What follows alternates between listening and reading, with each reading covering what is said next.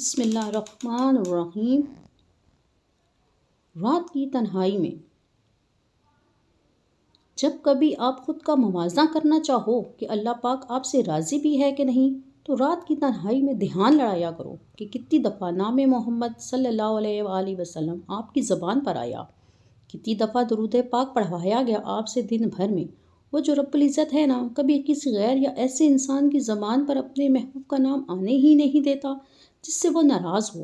دنیا داری میں الجھائی رکھتا ہے انہیں ہر وقت، اور یہ بات تو آپ دل سے نکال ہی دو کہ درود شریف آپ خود پڑھتے ہو۔ رب العزت آپ کو یاد دلاتا ہے کہ پڑھو، آپ کا دھیان اس طرف لاتا ہے کہ پڑھو درود شریف، یاد کرو کہ اچانک آپ کے دل کو اداس اور بھاری کر دیا جاتا ہے تو آپ فوراً درود پاک پڑھنا شروع کر دیتے ہو۔